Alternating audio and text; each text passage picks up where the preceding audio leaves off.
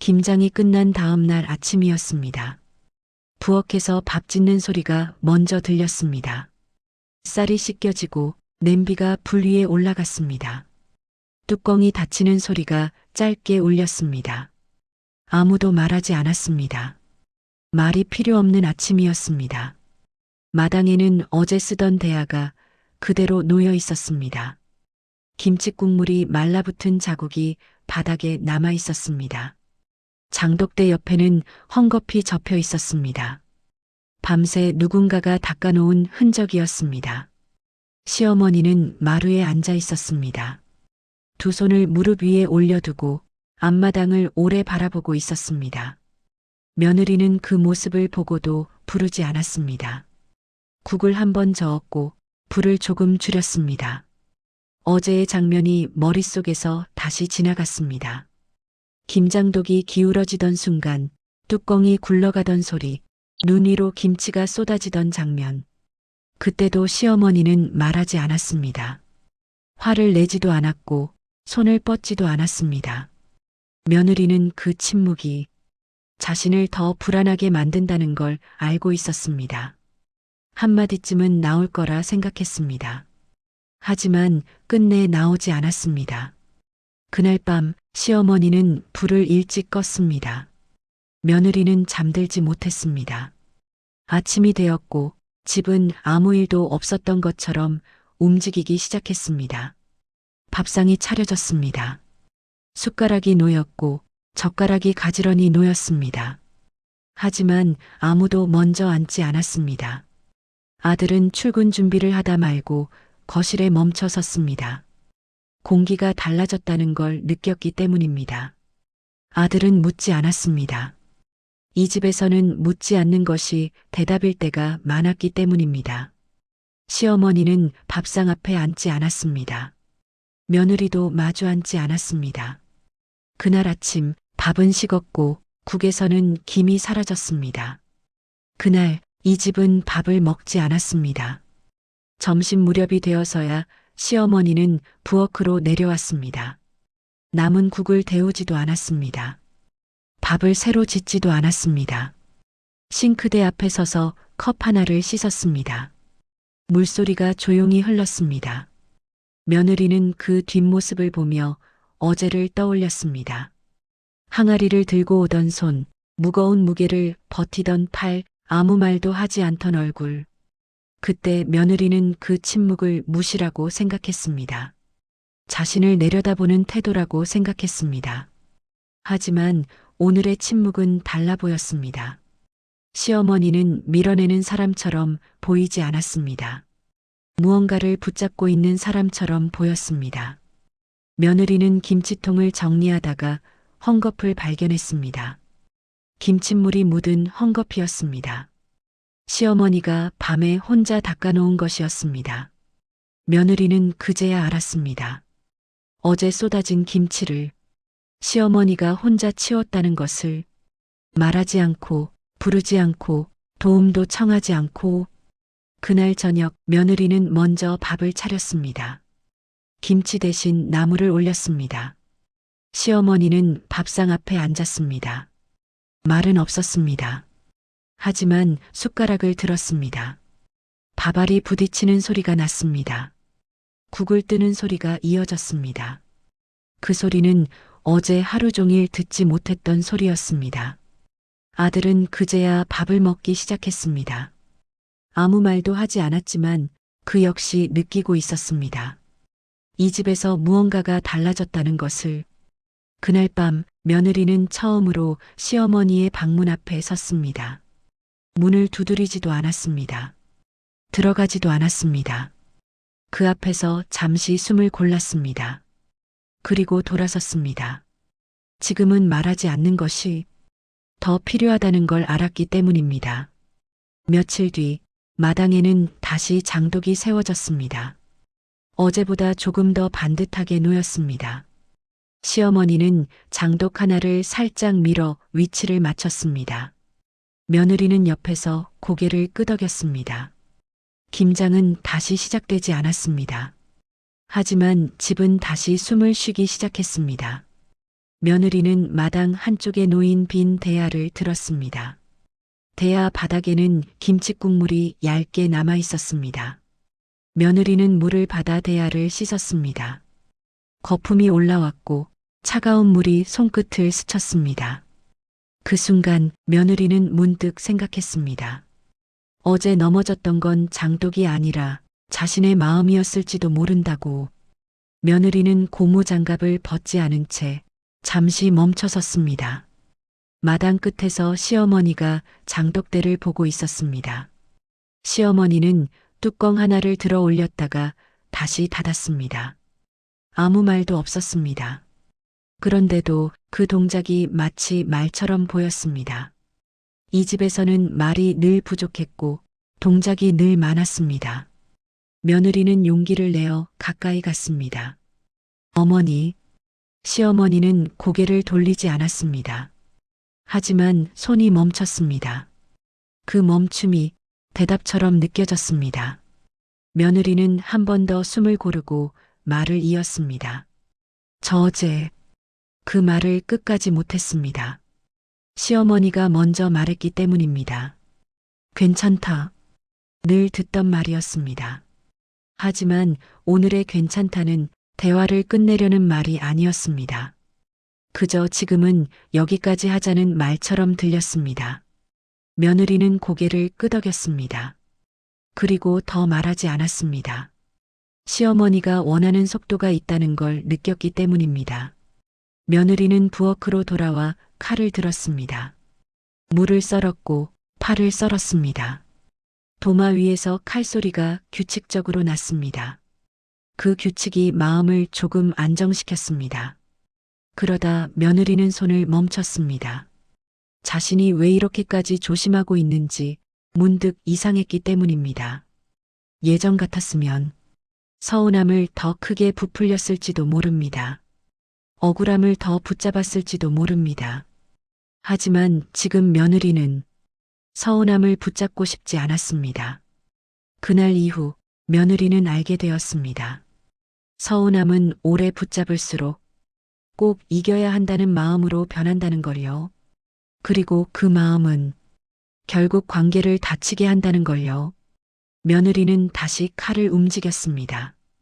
그때 시어머니가 부엌으로 들어왔습니다. 시어머니는 아무 말 없이 쌀통을 열었습니다.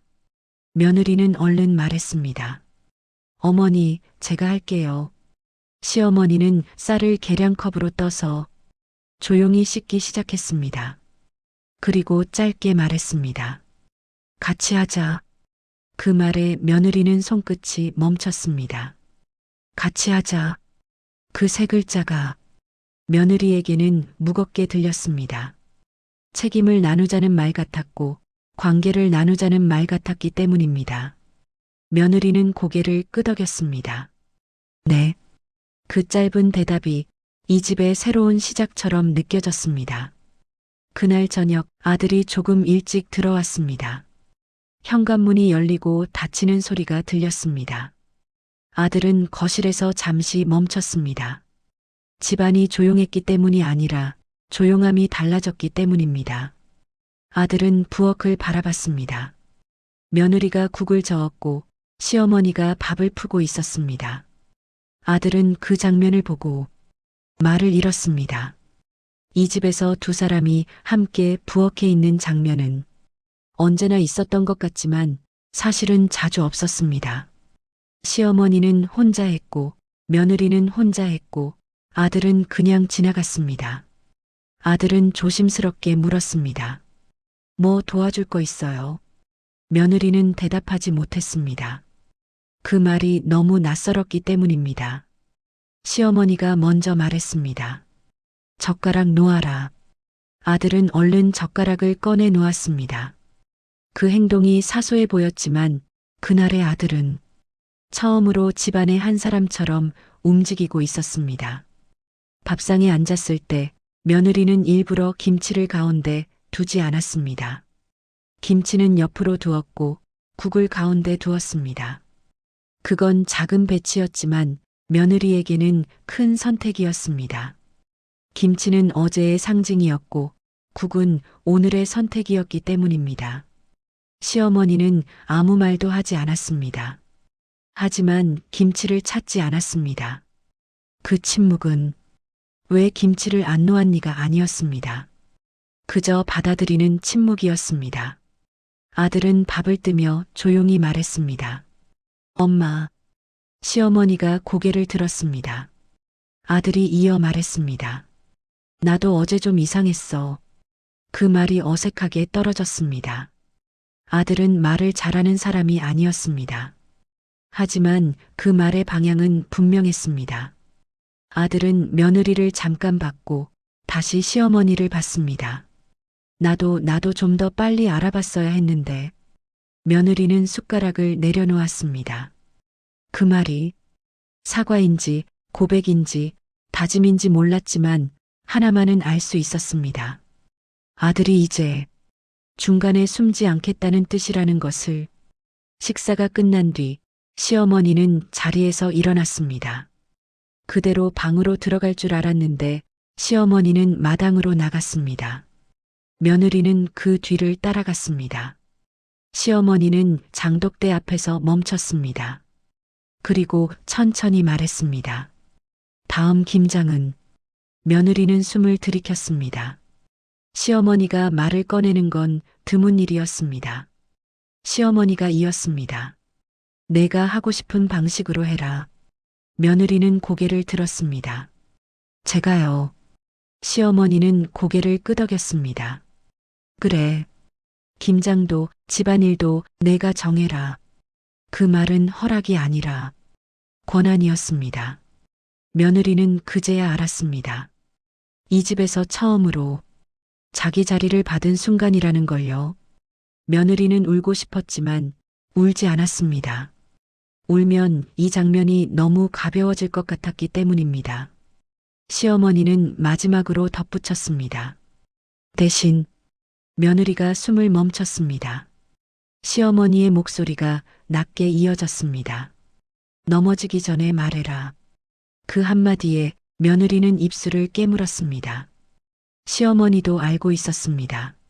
넘어진 건 장독이 아니라 마음이라는 것을. 그리고 그 마음은 말하지 않으면 또 넘어질 수 있다는 것을. 다음 날 아침 며느리는 평소보다 조금 일찍 일어났습니다. 부엌불을 켜고 창문을 열었습니다. 차가운 공기가 들어왔고 마당에 쌓인 눈이 더 또렷하게 보였습니다. 며느리는 잠시 그 풍경을 바라보다가 앞치마를 둘렀습니다. 그날은 김장을 하지 않는 날이었지만 며느리는 배추를 몇 포기 꺼냈습니다. 어제의 말이 마음에 남아 있었기 때문입니다. 내가 하고 싶은 방식으로 해라. 그 말은 며느리에게 자유이면서 동시에 책임이었습니다. 며느리는 배추를 씻으며 생각했습니다. 자신이 하고 싶은 방식이 무엇인지. 소리를 높이지 않는 것, 쌓아두지 않는 것, 참기 전에 말하는 것. 그게 지금의 답이라는 걸 알았습니다. 시어머니는 조금 늦게 부엌으로 들어왔습니다. 며느리는 먼저 인사를 했습니다. 어머니, 일어나셨어요. 시어머니는 고개를 끄덕였습니다. 그리고 배추를 보는 순간 잠시 멈췄습니다. 오늘은 안 해도 된다. 시어머니가 말했습니다. 며느리는 웃으며 대답했습니다. 네, 알아요. 그래도 조금만 하려고요. 시어머니는 더 묻지 않았습니다. 묻지 않는 대신 앞치마를 집어들었습니다. 그 행동 하나로 충분했습니다. 두 사람은 말없이 배추를 나눠 들었습니다. 물에 담그고 건져내고 소금을 뿌렸습니다. 손이 부딪힐 듯 말 듯 스쳤지만 피하지 않았습니다. 그 작은 접촉이 이 집에서는 큰 변화였습니다. 점심 무렵 아들이 잠시 집에 들렀습니다. 서류를 두고 간 걸 떠올렸기 때문입니다. 현관을 열자 익숙한 냄새가 났습니다. 김장 냄새였습니다. 아들은 부엌을 들여다보다가 걸음을 멈췄습니다. 어머니와 아내가 나란히 서 있었습니다. 누가 지시하지 않았고 누가 물러서지도 않았습니다. 아들은 조용히 말했습니다. 다녀올게요. 시어머니가 대답했습니다. 그래. 며느리도 말했습니다. 조심히 다녀오세요.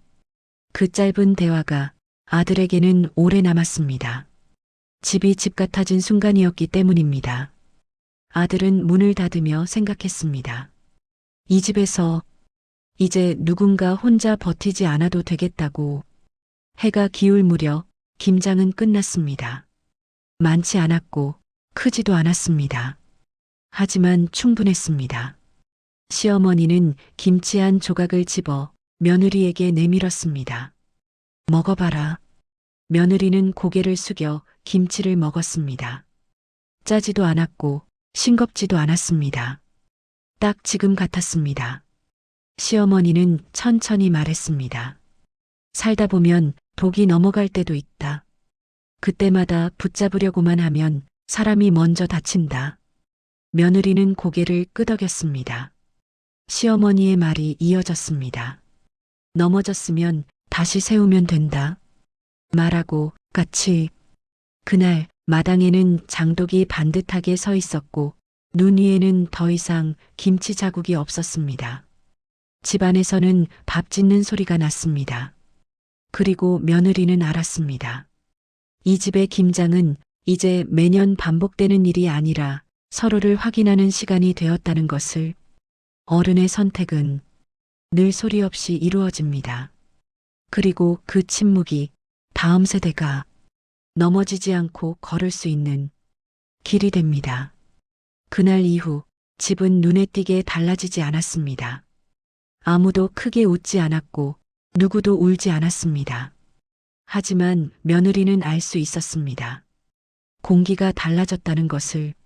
아침마다 시어머니는 먼저 일어나지 않았고 며느리는 서두르지 않았습니다. 각자의 속도가 생겼기 때문입니다. 시어머니는 더 이상 먼저 움직이지 않았고 며느리는 눈치를 보지 않았습니다. 서로가 서로의 시간을 침범하지 않는 법을 조금씩 배우고 있었습니다. 며느리는 가끔 마당을 바라보았습니다. 장독이 넘어졌던 자리였습니다. 눈은 다 녹았지만 그날의 장면은 쉽게 사라지지 않았습니다. 며느리는 생각했습니다. 그날 자신이 화를 냈던 이유가 김장이어서가 아니라는 것을. 그동안 쌓아두었던 말들, 삼켰던 숨들, 지나쳐왔던 순간들이 한꺼번에 터졌다는 것을. 그리고 시어머니는 그걸 모두 알고 있었다는 것을. 알고도 말하지 않았다는 것을.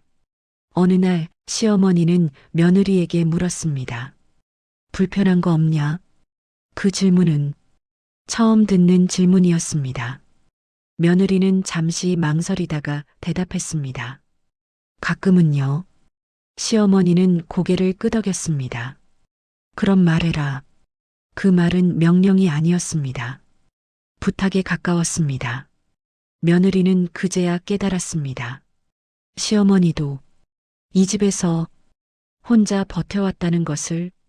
아들은 그 변화를 가장 늦게 알아차렸습니다. 하지만 알아차렸을 때는 분명했습니다. 집에 들어오면 숨을 고를 수 있었습니다. 눈치를 보지 않아도 되었고 침묵을 중재하지 않아도 되었습니다. 아들은 어느 날 조용히 말했습니다. 엄마, 나도 이제 좀 알 것 같아. 시어머니는 대답하지 않았습니다. 하지만 그날 아들의 국그릇에는 늘보다 김치가 조금 더 얹어져 있었습니다. 그게 시어머니의 방식이었습니다. 며느리는 그 모습을 보고 웃지도 울지도 않았습니다. 그저 마음속에서 하나의 결심이 생겼습니다. 다시는 말을 쌓아두지 않겠다고. 불편하면 말하고, 서운하면 말하고, 고마우면 바로 말하겠다고. 그 결심은 누구에게 보여주기 위한 것이 아니라 자기 자신을 지키기 위한 것이었습니다. 그리고 그 결심은 이 집을 조금 더 단단하게 만들고 있었습니다. 겨울이 깊어질수록 마당은 조용해졌습니다. 장독은 그대로 있었고 눈은 몇 번 더 내렸습니다. 시어머니는 여전히 말을 아꼈고 며느리는 더 이상 그 침묵을 두려워하지 않았습니다. 침묵이 곧 부정이 아니라는 걸 알게 되었기 때문입니다. 어떤 침묵은 기다림이었고 어떤 침묵은 배려였습니다. 그 차이를 며느리는 이제 구분할 수 있었습니다. 다음 김장을 떠올리면 며느리는 예전처럼 긴장하지 않았습니다. 무언가를 증명하려 하지도 않았습니다. 그저 함께 할 수 있다는 사실이면 충분했습니다. 시어머니도 알고 있었습니다. 이 집의 김장은 더 이상 버텨내는 일이 아니라 확인하는 일이라는 것을, 서로가 아직 같은 방향을 보고 있는지, 같은 속도로 숨쉬고 있는지를 확인하는 시간이라는 것을. 그렇게 이 집은 크게 변하지 않은 채로 조금 더 오래 갈 수 있는 집이 되었습니다. 봄 기운이 조금씩 느껴지던 날이었습니다. 마당의 눈은 거의 사라졌고 장독대 주변에 흙이 드러나기 시작했습니다. 며느리는 장독 뚜껑을 하나씩 열어보았습니다. 김치는 잘 익어 있었습니다. 시어머니는 멀찍이 서 그 모습을 지켜보고 있었습니다. 말을 걸지 않았고 다가오지도 않았습니다. 며느리는 그 거리를 불편해하지 않았습니다. 그 거리만큼의 신뢰가 생겼다는 걸 느끼고 있었기 때문입니다. 며느리는 김치를 조금 덜어 접시에 담았습니다. 그리고 시어머니 앞에 놓았습니다. 이건 어머니가 담근 맛이에요. 시어머니는 잠시 접시를 보았습니다. 그리고 아주 천천히 젓가락을 들었습니다. 그래. 짧은 대답이었습니다. 하지만 그 한마디에는 인정이 담겨 있었습니다. 며느리는 그제야 가슴이 조금 가벼워졌습니다. 인정은 늘 말보다 늦게 오지만 오면 오래 남는다는 걸 처음으로 실감했습니다. 아들은 그날 저녁 밥을 먹다 말고 말했습니다. 다음 김장은 내가 도울게. 그 말에 며느리는 웃지 않았고 시어머니도 놀라지 않았습니다. 당연한 말처럼 들렸기 때문입니다. 아들은 이어 말했습니다. 이 집 일인데 나만 빠져 있었던 것 같아. 시어머니는 그제야 아들을 바라봤습니다. 그리고 짧게 말했습니다. 그래. 그 한마디로 충분했습니다. 아들은 더 이상 설명하지 않았습니다. 그 설명이 필요 없는 집이 되었다는 걸 알고 있었기 때문입니다. 시간은 그렇게 흘렀습니다. 크게 달라진 건 없었습니다. 다만 누군가 불편해 보이면 다른 누군가가 먼저 멈췄습니다. 말이 겹치면 잠시 기다렸습니다. 그 기다림이 침묵과 다르다는 걸 모두 알고 있었기 때문입니다. 며느리는 가끔 생각했습니다. 이 집이 특별해진 게 아니라 이 집의 사람들이 조금씩 어른이 되어가고 있다고. 다음에 김장날이 다가왔을 때 마당에는 더 이상 긴장이 없었습니다. 배추가 놓였고 대야가 준비되었고 고무장갑이 나란히 놓였습니다. 시어머니는 며느리를 보며 말했습니다. 천천히 하자. 며느리는 고개를 끄덕였습니다. 네. 그날 김장독은 넘어지지 않았습니다. 하지만 만약 넘어졌더라도 이 집은 알고 있었습니다. 다시 세우면 된다는 것을. 혼자가 아니라 같이. 그리고 며느리는 마음속으로 되뇌었습니다. 이 집의 김장은 김치를 담그는 일이 아니라 사람을 남기는 일이라는 것을. 김장이 끝난 뒤에도 며느리는 종종 장독대 앞에 섰습니다. 뚜껑을 열 필요는 없었습니다. 그저 거기 서 있는 것만으로도 마음이 정리되었기 때문입니다. 시어머니는 그런 며느리를 멀리서 지켜보았습니다. 다가가 말하지 않았고 부르지도 않았습니다.